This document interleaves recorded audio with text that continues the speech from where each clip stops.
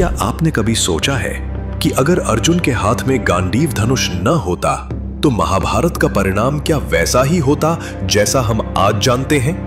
क्या केवल एक धनुष इतना प्रबल हो सकता है कि वो युगों का इतिहास बदल दे?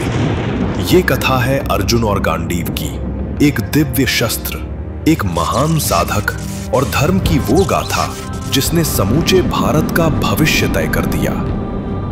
गांडीव का जन्म स्वयं ब्रह्मा जी की सृष्टि से हुआ था। जब ब्रह्मांड की रचना हुई तब ब्रह्मा ने अद्भुत अस्त्र शस्त्रों का निर्माण किया। इनमें से एक था गांडीव, एक ऐसा धनुष जिसकी प्रत्यंचा में ब्रह्मांडीय शक्ति समाई हुई थी। कहा जाता है कि इसकी प्रत्यंचा खींचते ही आकाश में गर्जना होती और उसकी डोरी खींचते ही दिशाएं कांप उठती थीं। देवता, राक्षस, यक्ष सबने इसकी शक्ति देखी, पर कोई भी उसे स्थायी रूप से धारण नहीं कर पाया, क्योंकि गांडीव केवल शक्ति नहीं चाहता था, वो उस समर्पण और धर्म की मांग करता था जो हर साधक में नहीं मिलता। गांडीव पहले इंद्र के पास गया। इंद्र ने इसे असुरों से युद्ध में प्रयोग किया, परंतु कुछ समय बाद इसे वरुण को सौंप दिया। वरुण ने इसे अपनी गहराइयों में सुरक्षित रखा। कहा जाता है कि हजारों वर्षों तक यह समुद्र की तह में सोया रहा। फिर अग्निदेव ने वरुण से यह मांगा ताकि खांडव वन को भस्म कर सके। वरुण ने कहा, यह धनुष किसी साधारण के लिए नहीं, इसे केवल वही धारण कर सकता है जो धर्म के लिए लड़ता हो। इसीलिए अग्नि ने इसे आगे बढ़ाने का वचन दिया और इसकी प्रतीक्षा पूरी हुई तब जब अर्जुन का जन्म हुआ।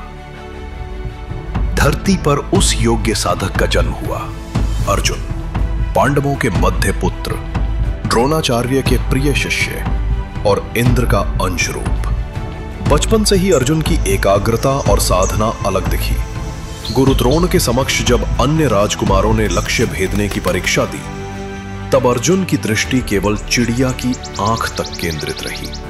उस एकाग्रता ने देवताओं का ध्यान खींचा और भविष्यवाणी हुई कि ये बालक काल के पथिकों में सर्वश्रेष्ठ बनेगा। परंतु देवताओं ने देखा कि केवल कौशल ही पर्याप्त नहीं, इसलिए एक लंबा क्रम शुरू हुआ, परीक्षाएं, तप और संघर्ष। अर्जुन ने हिमालय में कठोर तप किया, भक्ति और ध्यान से अपने अंदर की कमजोरी को परखा।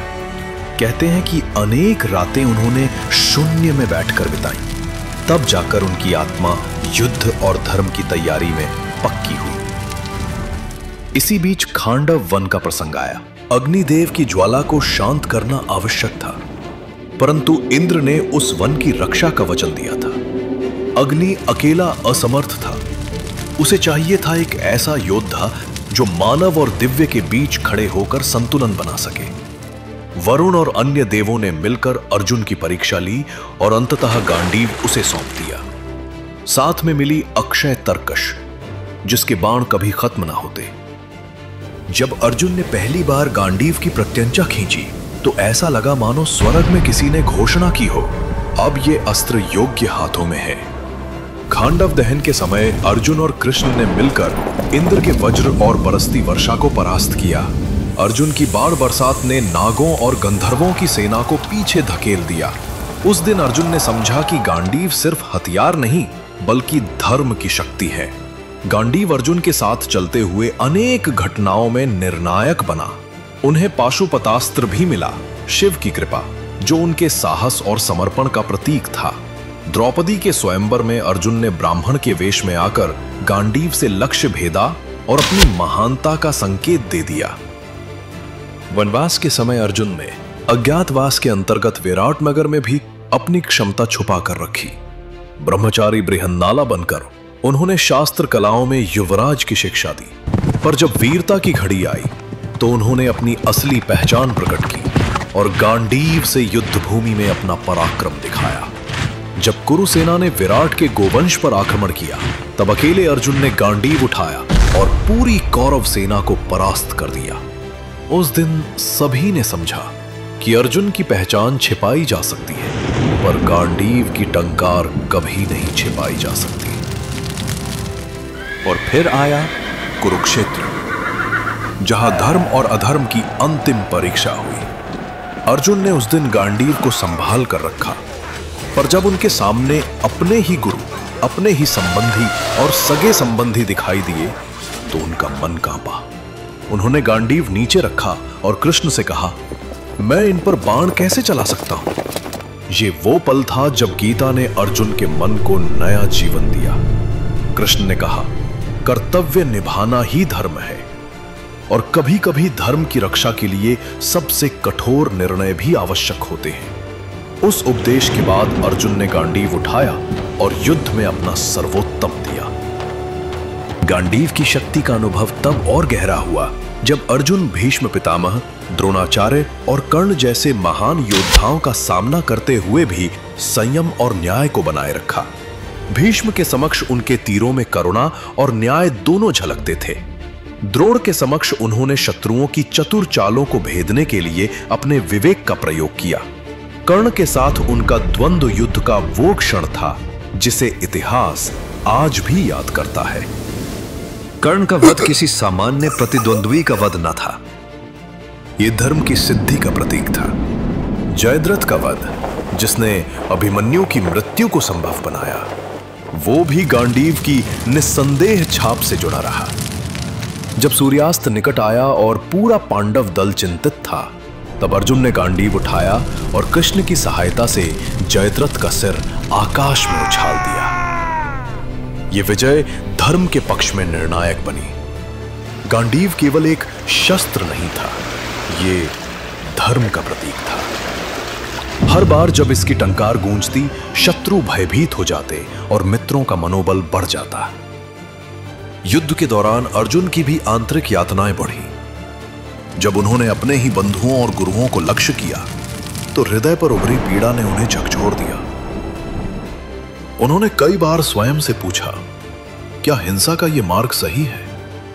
परंतु गांडीव के साथ खड़े होकर और कृष्ण के उपदेश की स्मृति में उन्होंने समझा कि कभी कभी धर्म की रक्षा के लिए कठिन निर्णय अनिवार्य होते हैं। युद्ध के पश्चात जब शांति वापस आई तो अर्जुन ने महसूस किया कि दिव्य अस्त्रों की एक सीमा है। वरुण देव ने आकर गांडीव वापसी का आग्रह किया। अर्जुन ने भारी मन से गांडीव सौंप दिया। समुद्र के तट पर वो दृश्य अत्यंत भावुक था। उन्होंने जाना कि कुछ वस्तुएं केवल एक काल के लिए दी जाती हैं। उनका अधिकार तभी तक है जब तक वे धर्म के लिए प्रयोग हो रही हों। गांडीव का छोड़ना अर्जुन के लिए केवल शस्त्र का छोड़ना नहीं था, वो अपनी पहचान का एक हिस्सा खोना था। उस क्षण उन्हें गहरे शून्य का अनुभव हुआ। बाद के जीवन में उन्होंने देखा कि बिना गांडीव की वो वही अडिग शक्ति और उसी तीव्रता से लड़ नहीं पाए, किंतु उन्होंने ये भी सीखा कि असली शक्ति अस्त्र में नहीं, उनके अंदर थी।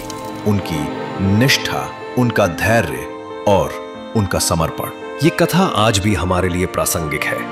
हम अक्सर सोचते हैं कि केवल किसी बाहरी साधन से ही सफलता मिलती है, शक्ति, पैसे, पद। पर अर्जुन ने दिखाया कि बाहरी साधन तब तक मूल्यवान है जब तक उनका प्रयोग धर्म और न्याय के लिए हो। गांडीव का वास्तविक महत्व इस बात में था कि उसने अर्जुन को उस स्तर का संघर्ष करने योग्य बनाया जहां उन्होंने धर्म की रक्षा की। और इसलिए आज जब भी हम किसी कठिन निर्णय के सामने खड़े हो, जब हमें शक सताए कि क्या हमारा उद्देश्य सही है, हमें अर्जुन की तरह विचार करना चाहिए। शक्ति का प्रयोग तभी निष्कलंक है जब उसका उद्देश्य उच्च और धर्मोचित हो। ये गाथा समाप्त नहीं होती, ये हर उस व्यक्ति में दोहराई जाती है जो अपने समय में सही निर्णय लेकर न्याय का पक्ष पकड़ता है। अर्जुन और गांडीव की कथा बताती है कि सच्ची विजय केवल शारीरिक विजय नहीं, बल्कि आत्मा की विजय है। जब आप अपने भय, अहंकार और संदेह को पार करते हुए धर्म का साथ देते हैं।